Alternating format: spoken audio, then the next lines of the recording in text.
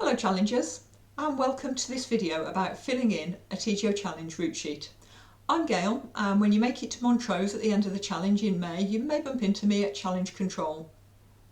This is part one of a three-part series about filling in the route sheet, and this video covers simple routes that don't require foul weather alternatives.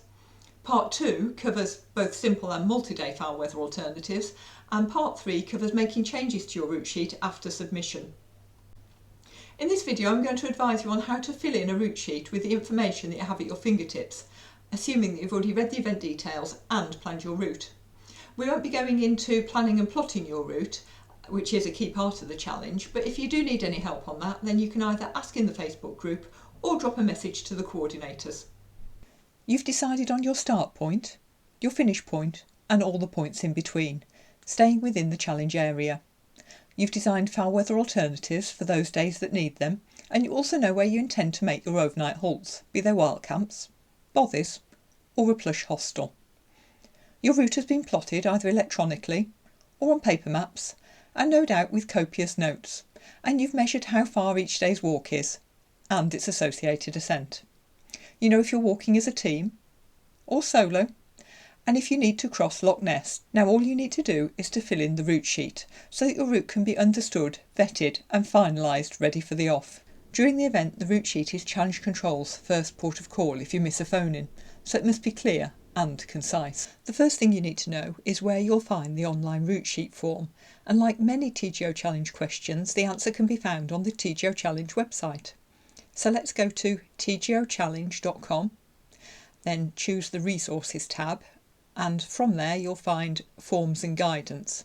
Click on there and it'll take you to a page where you'll be presented with lots of information about the event. If you scroll down to the route sheet section, the first item on the list is the link to the current year's online route sheet. This section is also where you'll find the phone-in list and the route sheet checklist. Please do make sure to use that checklist before you submit your completed route sheet. For now though, we're going to concentrate on the online route sheet, so click on the link and it will take you to a web page that looks like this. It starts with an introduction and then it goes on with some general information, and you'll want to read all of that. Then you scroll down to the fields where you need to fill information in. This first page is self-explanatory. You start off with the name of the group member who's submitting the route sheet and put the email address. Then you say what the group size is, and on this occasion I'm going to say that the group size is 2. When you select a number that's bigger than 1, then extra boxes will appear below for their names and the dinner crests to be filled in.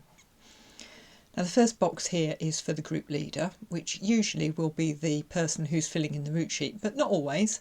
So put in whatever group leader you identified on your entry form. And in this case, Janet is going to be the group leader. Next we need to know whether you want to come to one of the celebratory dinners, and if so, which one.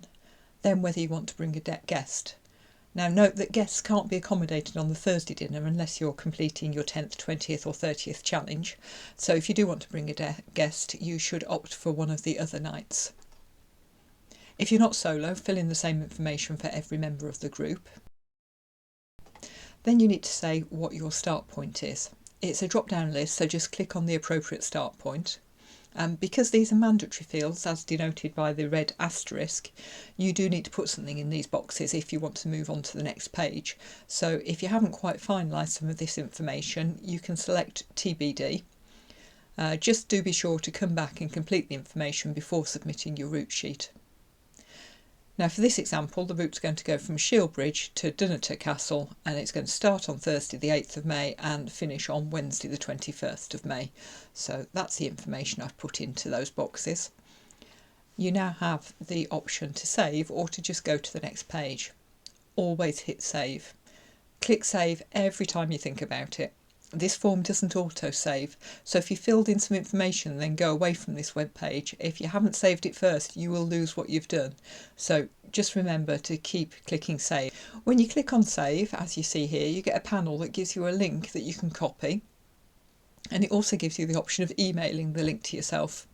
We'd recommend using the email option, as then you always can go back to your email to find it next time you want to access your route sheet. Although if you do lose the link, don't worry, just drop the coordinators an email and they'll retrieve it for you. But If you've chosen the email option, you should just be able to go and search it out for yourself and therefore not have a delay to be able to re-access your route sheet. Once you've sent the link to yourself or copied the link once, that link won't change if you want to re-access your route sheet. So when you subsequently press save and it comes with that same box, you don't need to keep sending yourself the link. It will be the same link every time. So having saved, we'll now hit next to go on to page 2, which is where you're going to fill in your route description. After some explanatory notes that you'll want to read, you can start transferring your route from your notes and memory into each day's row, trying to make like Goldilocks by not giving too much or too little information. The route description needs to be concise but provide enough detail to allow the vetters to follow your route on an Ordnance Survey 1 in 50,000 map without ambiguity. There are a few rules of what to enter in your route sheet. You should only use place and trail names taken from the Ordnance Survey 1 in 50,000 maps, with a short description as to how you get from one place to another. If your digital mapping automatically changes map scale as you zoom, be careful not to start giving 1 in 25,000 references. They can cost vetters a lot of time searching for them. So here, for example, Bialaka looks like a useful place to mention, but that name doesn't appear on the 1 in 50,000 map and the route description is clear without it. Please limit the use of linking words, for example follow, turn, continue, and use compass points for significant changes in direction. Only use grid references where no place name is available, and only use 6-figure grid references. Grid references take much longer to locate than place names and require more vetters' time to check them. Only give one main route. Escape routes from ridges and summits are permitted, but will be covered in part 2. In this video, we're going to look at 2 example routes. The first is a straightforward day using a formal trail that is marked on the Ordnance Survey 1 in 50,000 maps using pink diamonds. We're using the Afric Kintail Way. The second example that we'll get to in a while is a route that requires more detail in its description.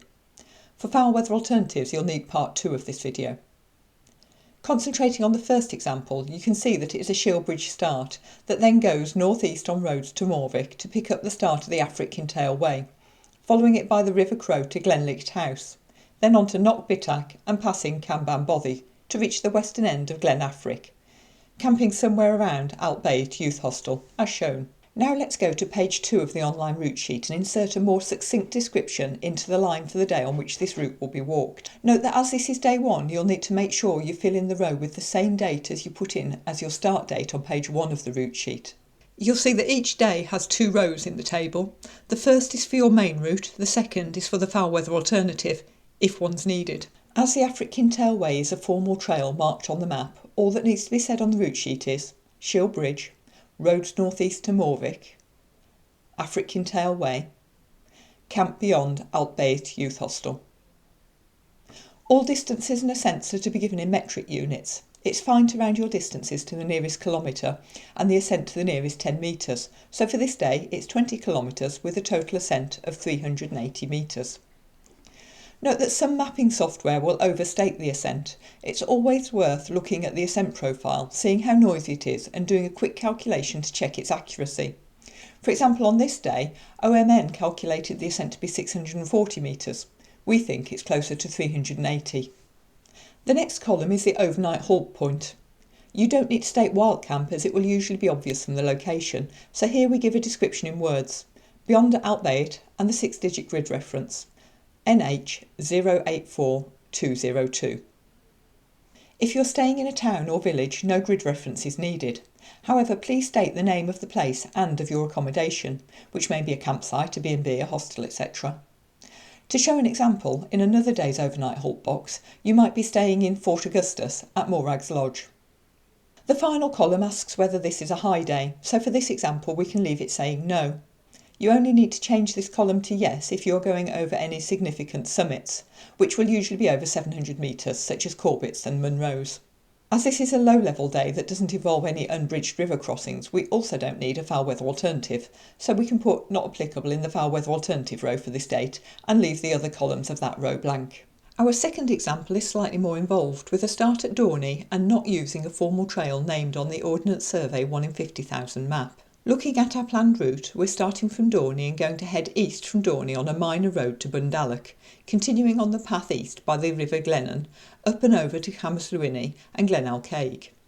We'll go over the bridge at NG 968278, taking the track east to another bridge from where we'll turn southeast up to Falls of Glomac, before we head southeast on open ground, bog hopping along the Abain Gorshake to Loch Gorshake, where we're going to wild camp for the first night. Now to enter this succinctly into the route sheet. Dorney, minor road Bundalloch, path east River Glennon to Camasluini and Glenalcaig, bridge at NG 968278, track east to NH 009271, path southeast at Falls of Glomac, pathless up Abain Gorshake to Loch Gorshake. We have measured the distance and total ascent for this day at 21.1 kilometres and 704 metres, which can be rounded to 21 kilometres and the ascent to 700 metres, being sure to always use metric units. The overnight halt point is Loch Gorshake, NH 024226. As this is a low-level day, we can leave the final column saying no, and as there are also no major unbridged river crossings, we can put not applicable in the foul weather alternative row for this day. Depending on which digital mapping app you're using, on this day you may see Cape Wrath Trail shown as an overlay on the Ordnance Survey map, as on this example taken from Outdoor Active Mapping. Note that this is not an official trail. It has multiple route variants and it is not on Ordnance Survey maps. Because the route sheet needs to only use names marked on the Ordnance Survey 1 in 50,000 maps, we can't use Cape Wrath Trail to describe this route. The same applies to the East Highland Way, which also, as yet, is not an official trail. Having completed your route sheet, have a quick run through your route to make sure it's contiguous. Does each day join up with the next one? And does each day start off from where you finished the previous day? Once you've filled in the route description table, the next question is whether your route takes you across Loch Ness, from Drumnadrochit to Inverfarighaig. If so, choose the Yes option, and that will open boxes for you to add the relevant date together with which crossing you want to be on, either morning or evening. We'll sort out the crossing with the ferry owner, so you don't need to. Next is phone-in points. You need to give at least 4 places from where you will check in with Challenge Control, so they need to have a reliable phone signal, access to a landline or access to Wi-Fi. There's a list of possible phone-in points in the resources section of the TGO Challenge website. But anywhere that will meet these requirements will be acceptable. Bear in mind that mobile phone operators' coverage maps tend to be overly optimistic. Once you've filled in your phone-in points, double check that you've put them on the date that you will arrive at the place you've stated. If a phone-in point isn't at an overnight halt point, then make sure you've mentioned the relevant place name in your route description, as well as making sure that you have it on the right date. The final section on this page asks about pinch points. These are locations which tend to see a lot of challengers passing through, and we need to give certain hosts an idea of numbers. If you answer yes to a location, boxes open up for you to say whether it is on your main route, your foul weather alternative or both, whether you're staying or just passing through, and on what date. So for the route sheet talked about in this video, the pinch points section would look like this. This brings us to page 3 of the route sheet, which contains just 3 questions. The first asks if you are providing GPX files of your route. If you have planned your route using digital mapping, we would really appreciate it if you could provide us with GPX files to go along with your route sheet. If you don't know how to access your GPX files, you'll find another video on the TGO Challenge channel that runs through how to export GPX files from the most popular digital mapping programs and how to consolidate them. Once you have your GPX files, if you have just 1 or 2, you can either drag and drop them here, or you can hit the upload button to browse for them. If you have more than 2 files, you can upload them onto a cloud storage platform such as Dropbox or Google Drive and tell us the link here. Or if you're going to send them by email, you can just type email in this box. The next question is self-explanatory. If any significant part of your route has been previously vetted in the last 5 years, then please tell us here. The final question is about the route planning method you used, whether digital, using paper maps or both. If you've used digital mapping, we would like to know which application you used. We're now on the final page, the first part of which is the checklist. Please, even if you've submitted many route sheets before, just have a quick read through this list and make sure you've done everything asked. If you need to go back and check anything, you can use the back button at the bottom of each page to return to the previous page, then use the next buttons to get back here. Below the checklist is the version control box. When you first submit your route sheet, this should say version 1.